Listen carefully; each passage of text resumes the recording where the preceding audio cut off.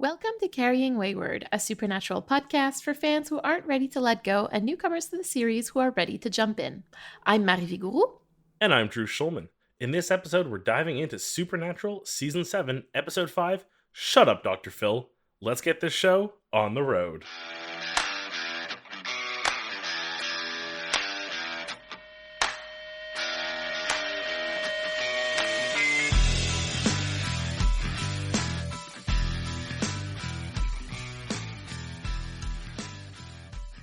This week, we'd like to start off by shouting out The Creature 165432 and Tokyo Girl 101 for the lovely reviews that they left us on Apple Podcasts. As you guys probably know by now, those reviews really help us. They make sure that people find us because Apple Podcasts really likes it when people write reviews for podcasts. And they prioritize those podcasts that have more reviews. So please, if you have some time, we really appreciate the reviews, and they really do help us a lot. And while they help, we also just love them. It is just such a highlight. I don't want to underplay it. Obviously, it helps us in a big way on the podcasting discovery side. But it's also one of the brightest points in my week is when I get to see a new one pop up. Absolutely. We share them and we gush about them. So yeah, if you want to make us really happy and make the Carrying Wayward chat happy, I guess, take the time to leave us a review on Apple Podcasts. So thank you so much, everyone. The title of this episode, I'm sitting there for so long trying to be what is the title? And then it's the last 2 minutes of the episode vaguely, the second to last big scene, and it's clicked completely. There's kind of a full circle moment at the end. One of the funniest things I've done to myself in the show in a while, which is I don't try to do it, but I feel I don't do it often. I don't really pay attention to the opening credits in case there is an interesting guest star or a character is returning. But I happened to catch one. So I had one person in mind the entire time, and it was Charisma Carpenter. And I was like, oh my god, I'm a Buffy fan. Everyone knows we're both Buffy fans. I'm so happy to have them. And then legitimately, I was so focused on when are we gonna get Charisma? I didn't notice James Marsters the first minute he was on screen. I'm just oh my god. So this guy seems really. And there was he said something where something in his tone of voice shifted just enough that had me go I know that voice, even if it isn't being British. You recognize the voice more than the actor. That's really funny. Oh my goodness. What a fun, again, just one of those, you know what you're doing moments. There is a 0% chance this was done by accident. This was a little ode to Buffy, which was really cool. I had it in my mind that this is an episode that people don't like in the fandom. So I sort of asked our Discord server, I'm like, hey, am I making this up in my mind, or is it an episode that people don't love? And a lot of the responses that I got were well, I never watched Buffy, and so it didn't mean all that much to me. And so I feel because there were probably so many listeners who didn't really watch Buffy, I guess the fandoms overlapped, but they weren't a full circle kind of thing. There were still a lot of people who just didn't, for them, James Marsters and Charisma Carpenter were probably just not that much of a big deal, which I can understand. So I'm sure there's people who recognize the names but weren't Buffy people, so it didn't really click the same way.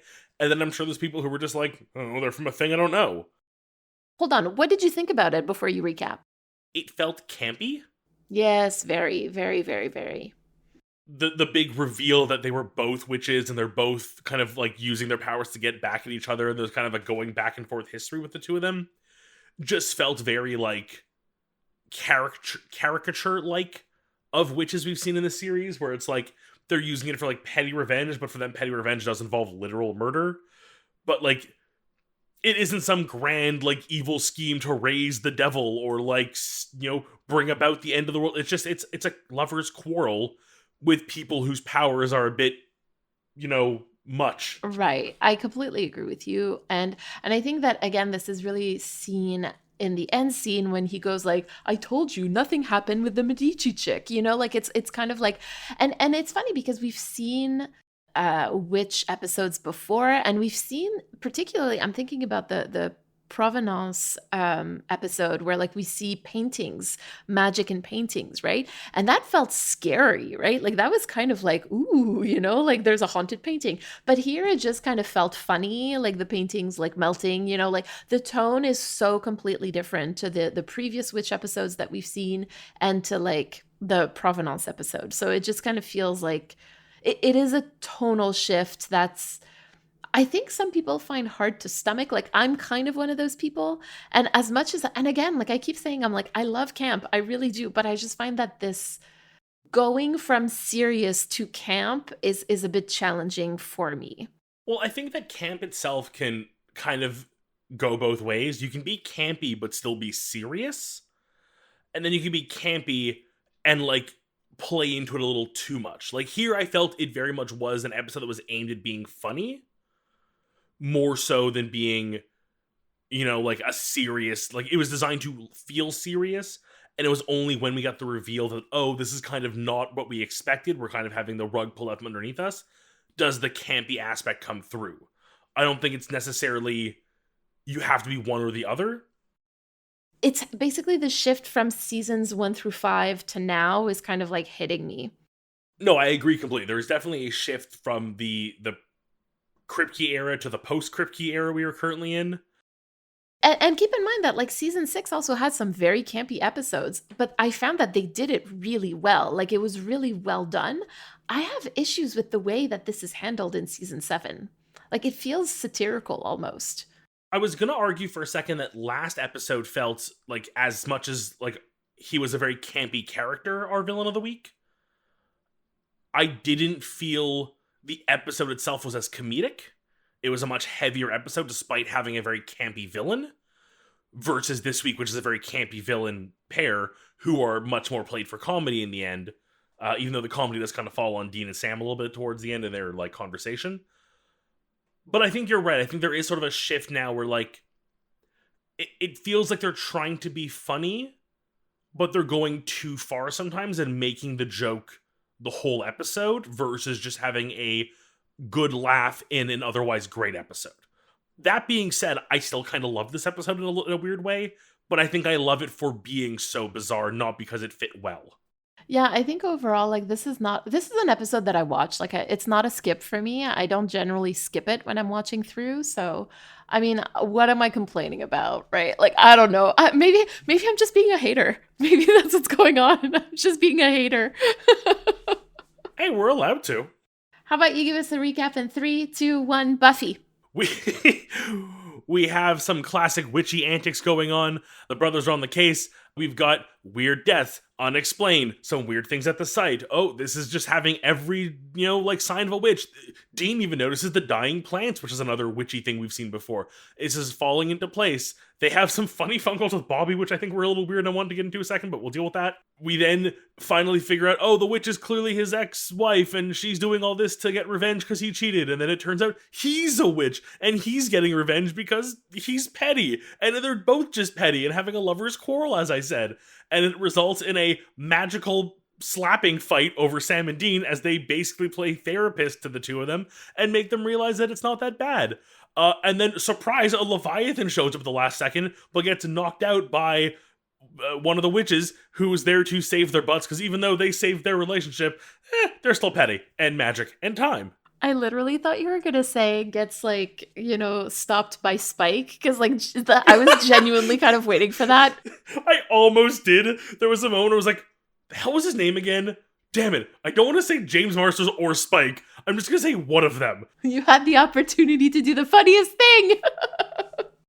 This episode was written by Brad Buckner and Eugenie Ross Lemming, directed by Phil Sgriccia, and originally aired on October 21st, 2011. And in Critical Time, we will be talking about the writing team that is Brad Buckner and Eugenie Ross Lemming. I know I've seen the names, but that's all I've got right now, so you'll have to remind me then. So Dean is having nightmares. He's having nightmares about Cass dying, about Sam's mental health, and also about killing Amy. Again, given that we're kind of this 2-episode arc right now that is very much about Dean's guilt and kind of holding things in, I feel like they're weirdly out of place. Like, one is very clearly his fault, and I guess he's feeling responsible for the other two, even though they're not his fault. But again, I think that kind of all falls into last week's discussion of Dean being unable to give up that feeling. Yeah, I agree with you. Like for sure there are two that are not his fault, one that absolutely is, but I'm not sure that he's able to make the difference between those three things or like those two things of being directly responsible for something and being indirectly involved in something else. So, yeah, I think he feels guilt for all of it.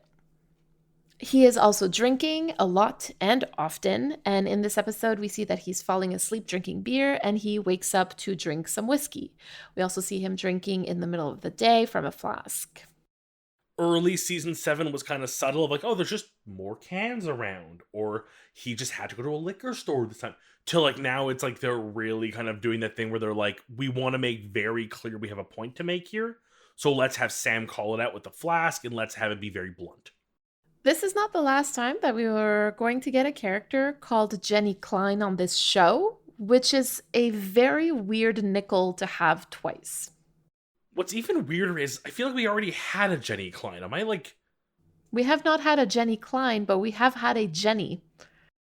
The brothers managed to bag a Leviathan, and they plan to bring it to Bobby's. I am so excited for this because I really want to know how that's going to play out. Like, I'm so intrigued. Like, the Devil's Trap, to our understanding, does not work, so if it wakes up in the trunk, it's getting out. And likely taking the car with it, which is a terrible concept. If they do make it to Bobby's, I'm assuming they will, how are they going to restrain it? Like, do they have like a, okay, here's like 40 things we think might work. Let's try all and see which ones hold and hope one of them does. Like, I'm very excited for this next episode, if only to see this. Yeah, I think this is yeah, you saw that coming a mile away. There will be some testing happening in the next episode. Let's put it that way. I noticed that this season, Sam is often like depicted with like red lighting in the background, and we see that very clearly in this episode. At the end, when him and Dean are talking near the Impala, like as they're leaving the motel, and I think personally that it has to do with him having flashbacks from hell, like a visual reminder that this is like what's in his head.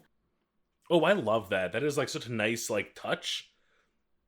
Because I was going to say, like, kind of just as an overarching thought, is that we really haven't seen much of the flashbacks and the hell leaking through.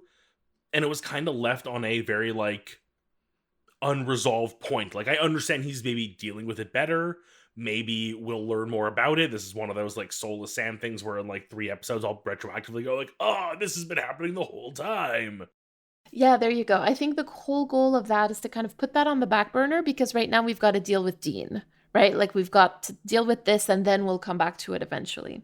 Yep, because Sam can't be good for too long. Oh. Oh, Sammy.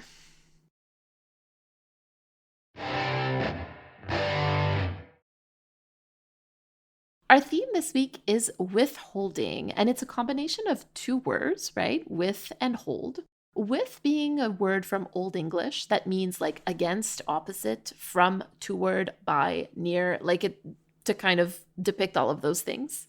And then we have hold, also from Old English, which can mean like a variety of different things. So we're going to focus on the ones that I think are most relevant here. And I kind of liked the idea of like to contain, to possess, to control, to rule, but also to detain and to lock up.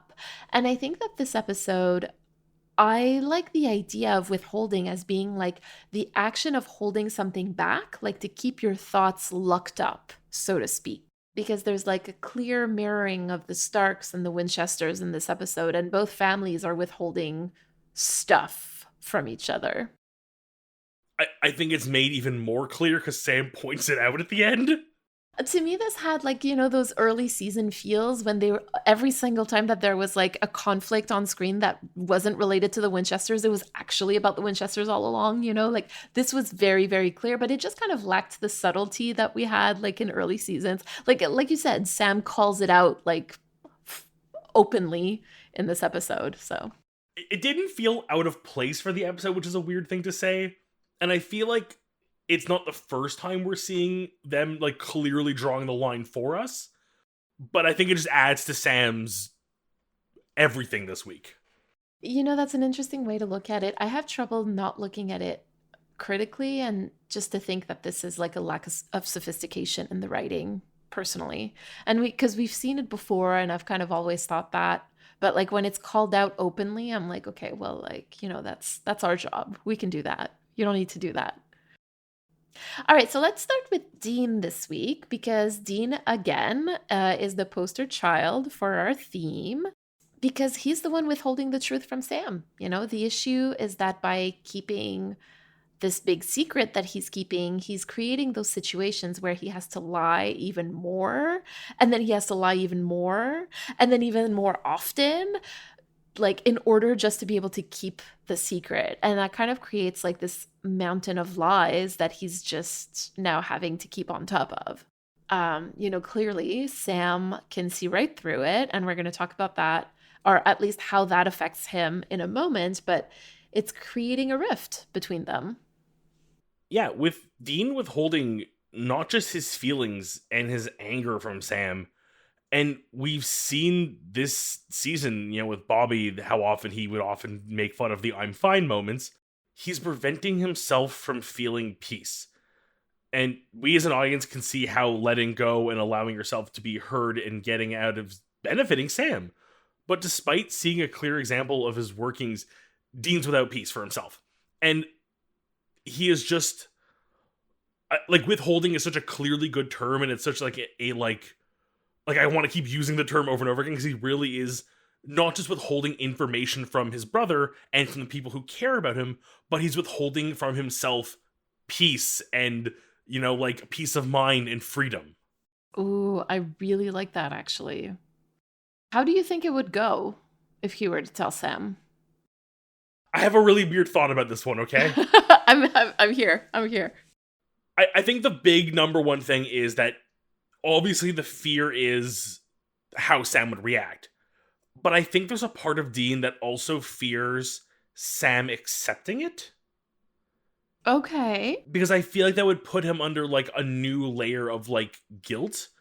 I hid this from you and I did this terrible thing which you should be angry about, but you are choosing to look the other way and forgive me and be understanding of it as much as it should hurt you.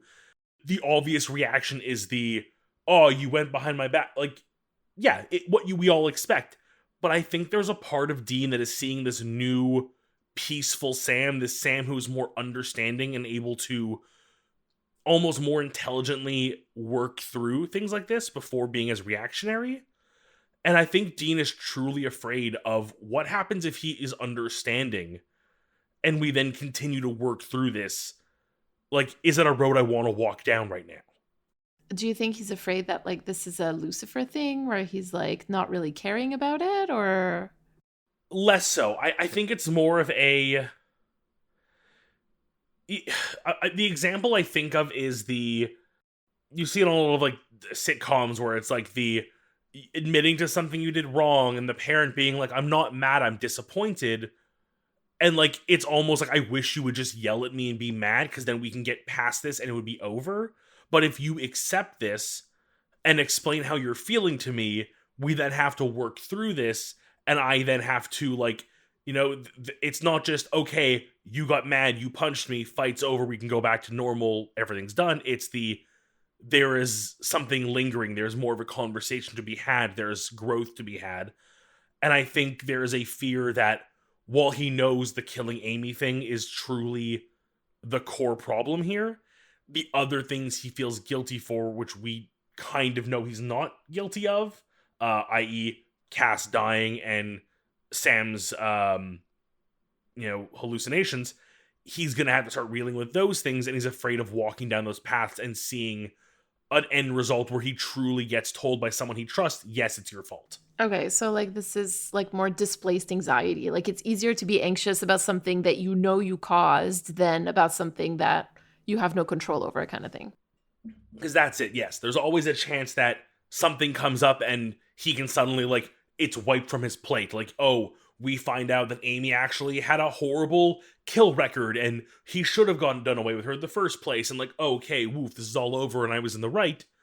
But admitting to it and having to deal with the consequences, especially if they're rational consequences, not just an outburst of anger, are scarier than the what if. All right. Well, I'm going to tell you, we're going to find out how that happens. So we just need to hold our breath for a little bit. And we're going to find out actually quite shortly. I'm very excited for that. I genuinely want to see how that reaction goes. Another thing that's going on with Dean, because he's keeping the secret, that is that he's having nightmares, as we talked about in the long game.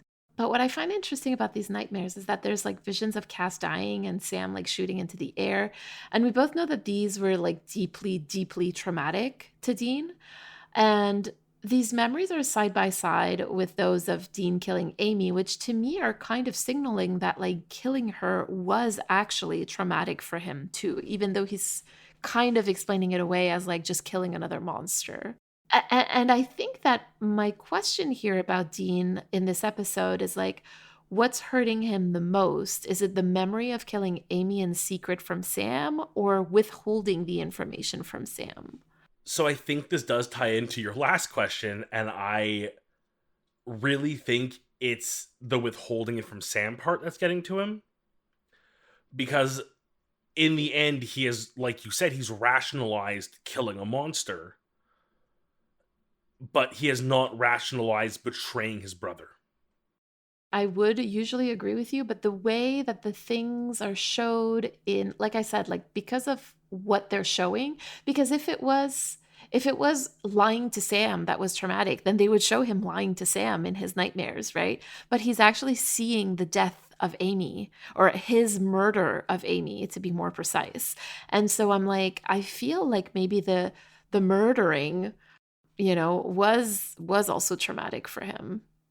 I see it more as these three actions are being equated to people's suffering that he feels directly responsible for. Yes, well, I definitely the trauma of I murdered someone who in cold blood may have been a perfectly normal person in the end, and in front of their own child, which they never obviously show that part, but like for me it's always lingering in my mind, even though you said it never comes up, which I expect at this point. I think the side by side of a cold-blooded murder and seeing someone he loves die and someone he cares so much about like losing themselves, he's equating these all as like losing something. And I think with Amy it's more of the like losing his way almost. And I mean, like we said, he is drinking a lot more, like we mentioned that before, but I think it's really important to talk about it here because like Dean is in pain, right? Like we both agree on that. We can't take that away. Like, and when Dean is in pain, like he reaches for alcohol. Sam is noticing it and he is making the very clear connections and he's not being quiet about it. He's calling him out on it in this episode, like I said before with the flask. He's making sure that Dean knows he can see it and calling him out. And clearly he's not appreciating it being observed in this way. And I almost kind of equate it to, like I said earlier, Bobby's, oh, you're fine comments. Yeah, of exactly. like we all know you're not okay, but you don't want to talk about it. But we're going to make sure we see it. Which I think is their way of saying, like, I'm here for it, though. This is like the absolute curse of being perceived, like I think Dean is being perceived and he doesn't like it. And I think, there are ways in which being perceived is not the end of the world, but it's annoying. But here it's particularly painful for Dean because he's being perceived like at his worst. People are noticing his pain, which he doesn't want to share. I'm not saying that's the right thing to do. However, he does not want to do that at the moment. And so I think he feels like he's losing control even of like what he can, like what he chooses to share because his pain is so loud that everybody can see it.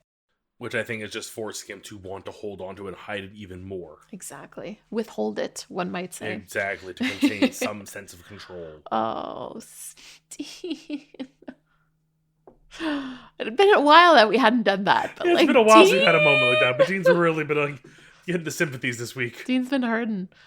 I love how, like, 2 episodes ago we were like, Dean fucked up. And now we're like, oh, Dean fucked up.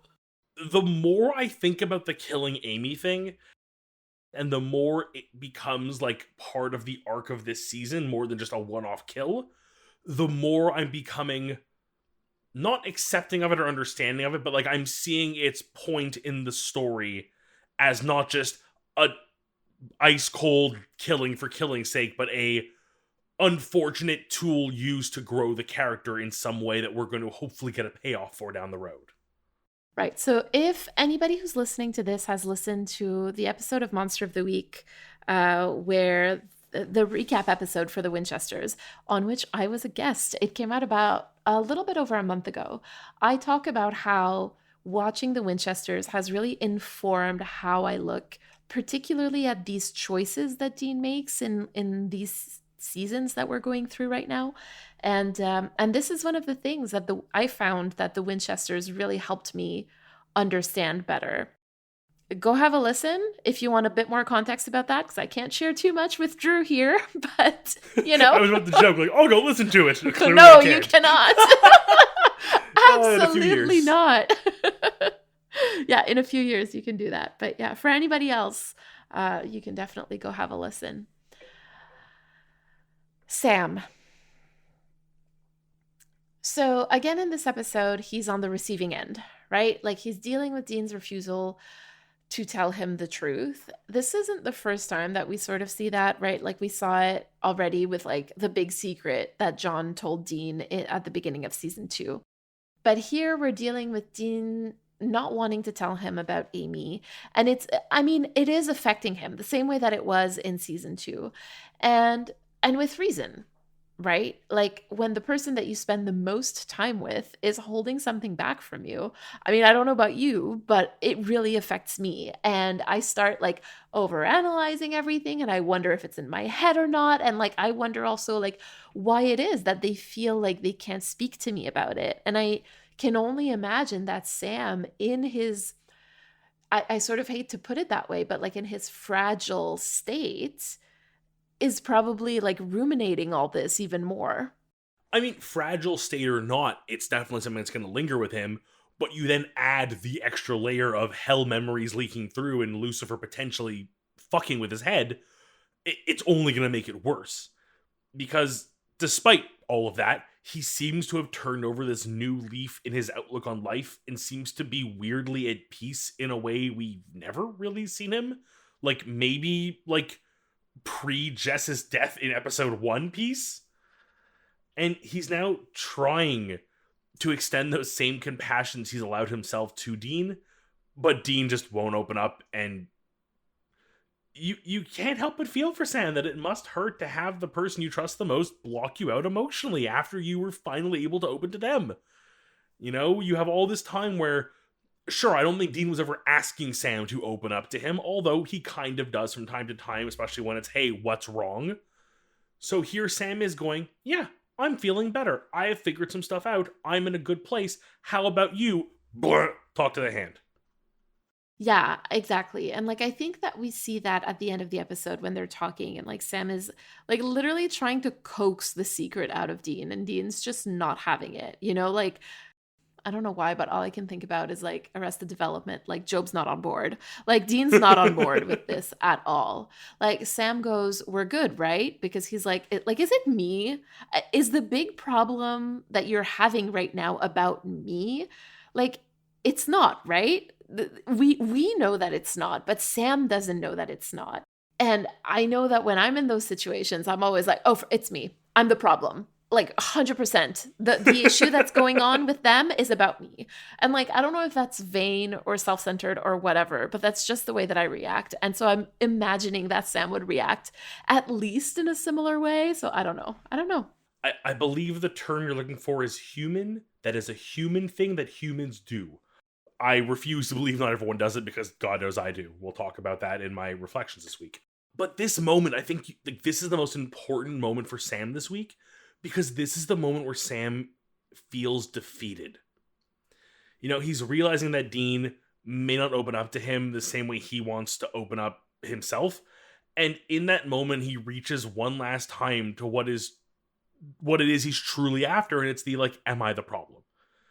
Because this is the first time since we've seen Sam come about this new outlook on his life that he's begun to doubt himself. He's beginning to feel guilt as it might be about him, that he might be the problem in this whole equation.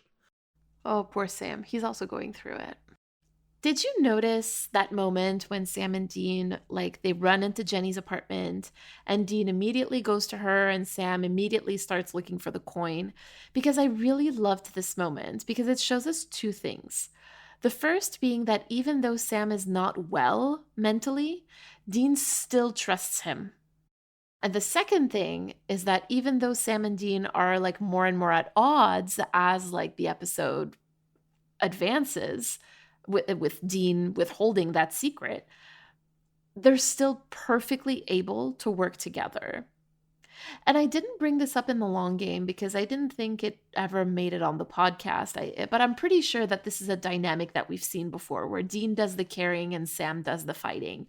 I think that we may have talked about this during the live watch of Let It Bleed a few months ago. I think that's where we talked about it. Yeah, I think we need to watch out for that particular dynamic of Dean doing the carrying and Sam doing the fighting. This gives me so much hope for them, because despite previous comments about a rift forming between them as Sam begins to doubt himself because of Dean's withholding information, thinking he's the problem, we see that in a moment of immediate action, in a moment of like just fight or flight type response, the two can work together so well. And I think this just goes to show that on some deeper level, instinctually, they understand each other and the situation around them. And while they may have interpersonal miscommunications temporarily, that on the deepest, most like naturalistic level, they know how to handle themselves and a situation and each other's strengths. The foundation is there, right? Like they've been doing this their entire lives, so. And the coin was on a really high shelf. Of course you needed Sam to find it. Yes, of course.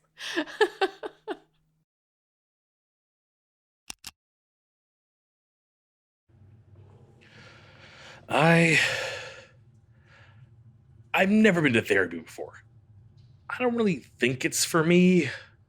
Well, it wasn't for me. I'm here now. I guess I just kind of gotta be frank with you. I kill things for a living. Well, no one really pays me. I pick up odd jobs and accept money as thanks sometimes for the killing. I begin to pace. The idea of sitting or lying in one of those dorky lounge chairs is just a step too cliche for me. So, you're just gonna believe me.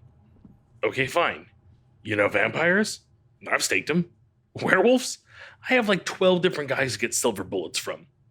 I've choked out chupacabras, wrestled a Bigfoot. I once saw the Loch Ness Monster. She was actually pretty cool. I'm not making this up. I can be back here in less than an hour with something that would change your world for the worst. Why do I care? Because if you don't believe me, how am I supposed to trust you to believe anything I say?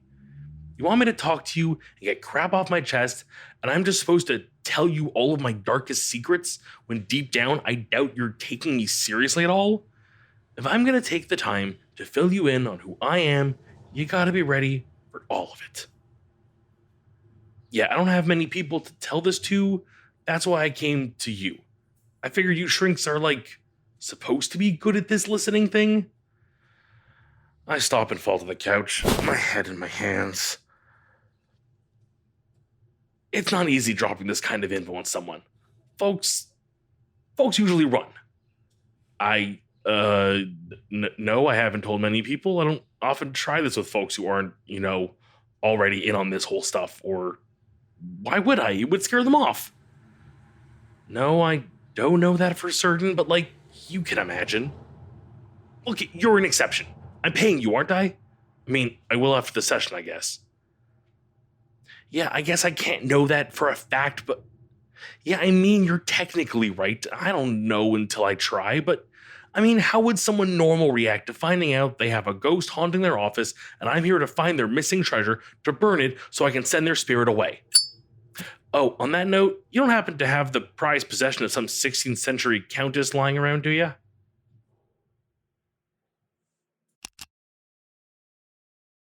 I would like to briefly discuss the writing team for this episode.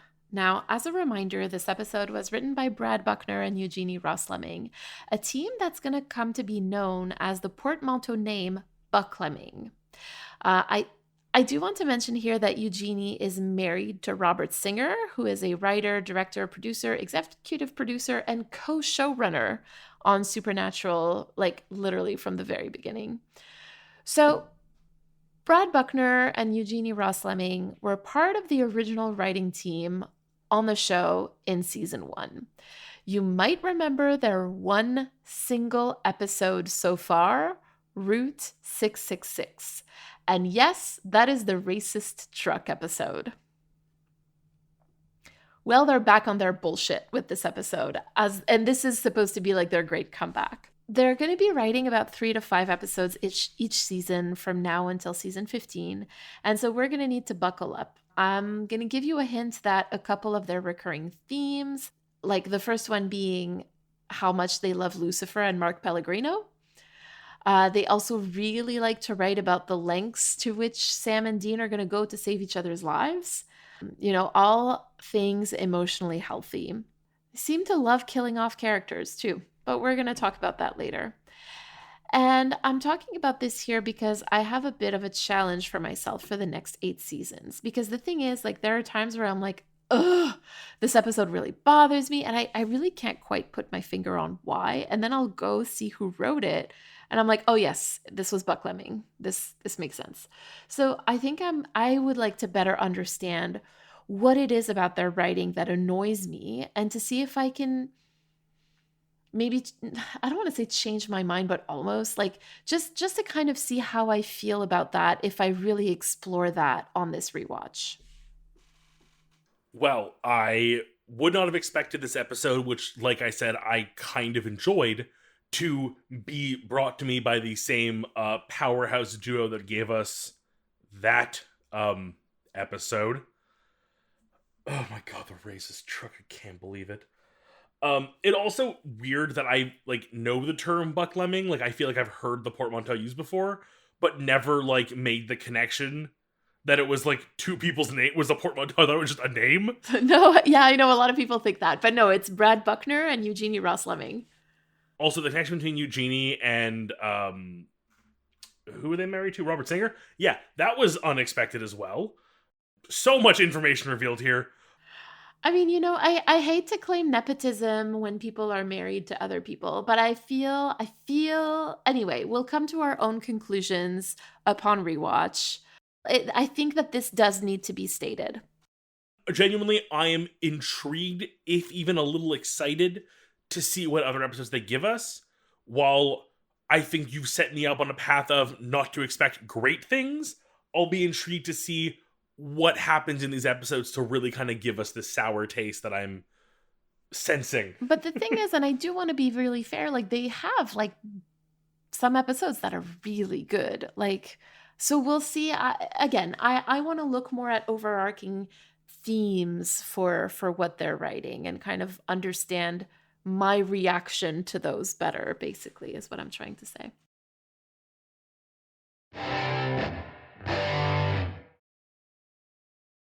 This week, we have a message from Michelle. Before we listen to it, we want to remind you to send us a 3-minute voicemail. To respond to anything we discussed today, you can use the recording app on your phone and just email us that recording at carryingwayward@gmail.com. We also want to remind you that Mary and I will be answering the question, what is your favorite cupcake recipe, for our Roadhouse supporters on our Impala Talk. Stay to the very end of the episode to hear a short clip. Hi, Drew and Marie. This is Michelle, pronouns she, her. And I know that by opening this can of worms, I am potentially instigating a whole separate episode to discuss it, but here goes anyway. About Leah in 99 Problems, and the W word in particular.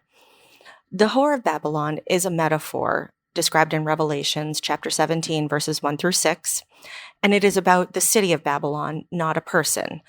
However, the translation from the Greek into the current biblical passage is a little iffy, because that Greek word can also mean idolatrous. And in that case, Leah totally fits. She is using her influence to turn people away from God's actual commandments, like, say, thou shalt not kill or bear false witness, etc., and using that to make these people her slaves, basically, and to, worship her and to enact evil and nefarious deeds upon themselves and each other. And in this way, the word whore does kind of fit, simply because she is using her femininity and her perceived purity and holiness and innocence as her influence, as her proof that she's, a conduit or a prophet or whatever. And in that way, she's actually kind of flipping the script, because she's using that purity and innocence rather than the traditional meaning of the W word as, seduction and sexuality and all of that. However, this is supernatural, and this is, based on a biblical passage, and we both know how well both of those entities treat women. So I do believe that the Madonna whore complex is also at work here, which is the dichotomy of the objectification of women. In one case, the Madonna is totally, pure and, in need of reverence and protection and put on a pedestal. And on the other side, women are, sexual objects or evil.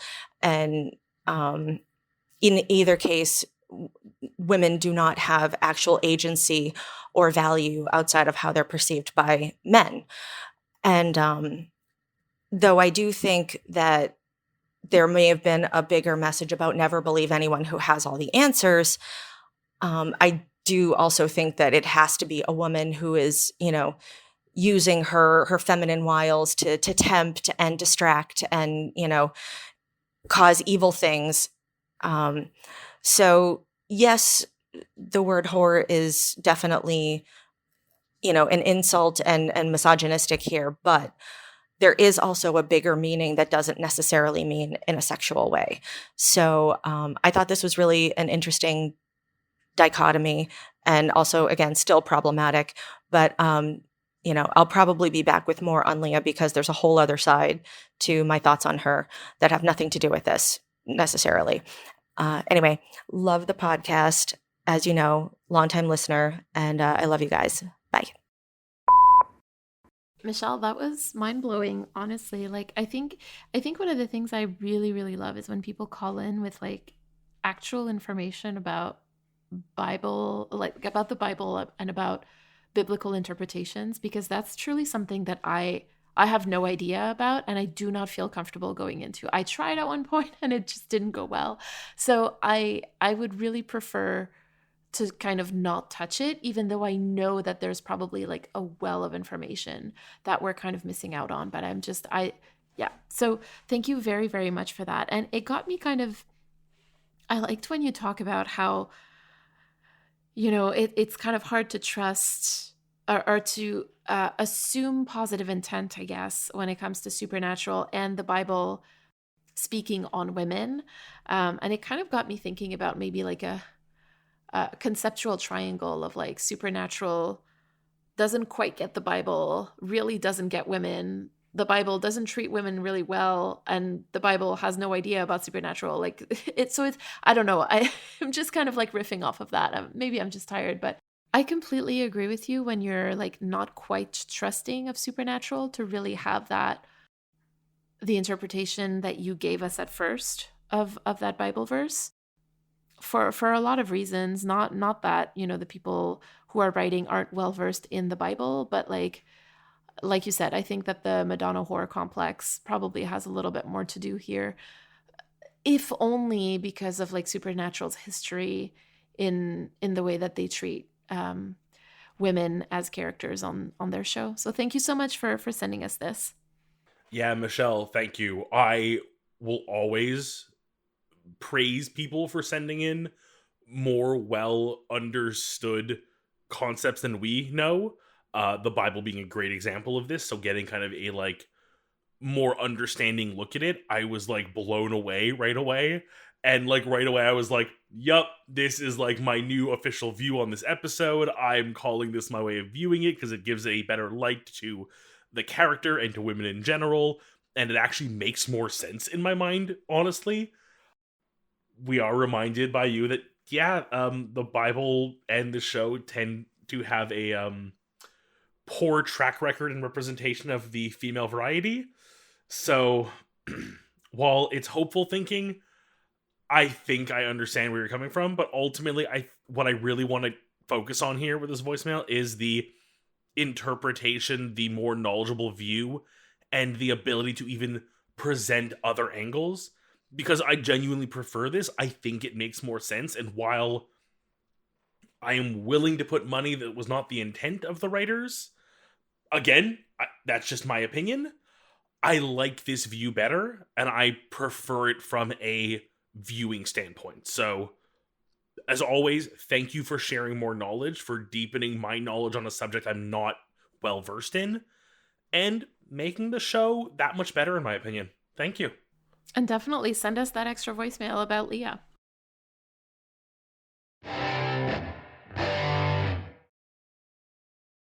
So, Drew, what's your reflection and call to action this week?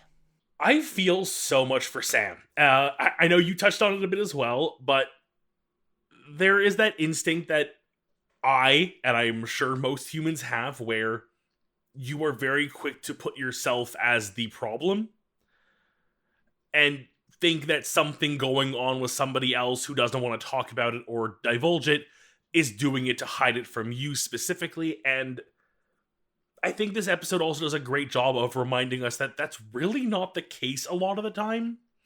Like, if we really got Sam to sit down and watch this episode and see Dean's like dreams and flashbacks, he'd be like, whoa, yeah, no, I'm the least of his effing problems. So my call to action is just to remember that if someone isn't ready to talk to me, if someone seems off and might be pushing me out, there could be a multitude of reasons that are not me. And I think if you think about how often you do that to people, at least myself, it's more often yourself that's the problem and not the people around you. And that's probably true for other people around you as well, if you know what I mean. I am not always the problem. You are not always the problem, Drew. And you, Mary, what have you thought about this week, or any reflections?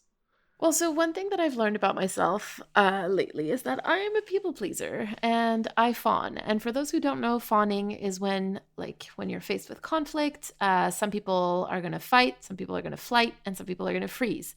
And fawning is like the fourth reaction to conflict, and it's basically when you're trying to like appease the person in front of you, and it means like minimizing your own feelings. And the issue that this is sort of like creating in my life is that people don't know when I'm mad or when I get my feelings hurt because I don't tell them. And so I feel called to follow Sam's advice here, and the advice being the stuff that you don't talk about doesn't just go away.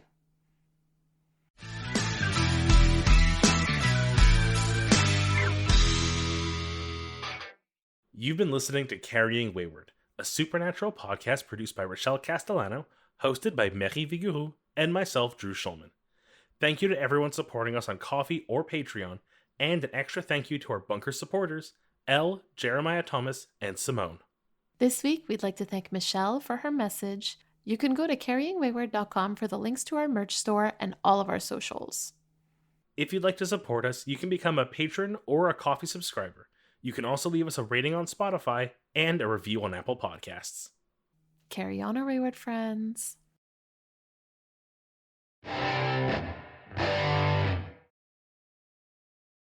The one that I always run to is the easiest one in here. It's a 1-bowl chocolate cupcake recipe. And then Do not tempt me. And then I pair it with like whatever icing I want to make. And these are called 1-bowl chocolate cupcakes. That's it. And honestly, they're amazing. And I've made them as cupcakes and as cakes, and every time they're delicious. Yeah. What? So I'm having a moment here where, like, I know I'm not the most traditional baker, and I can kind of cut corners quite often, and just especially in the realm of minimizing the amount of dishes I have to clean Sure. afterwards. Yeah, yeah. Aren't most cupcakes one bowl recipes? Not always. Nope.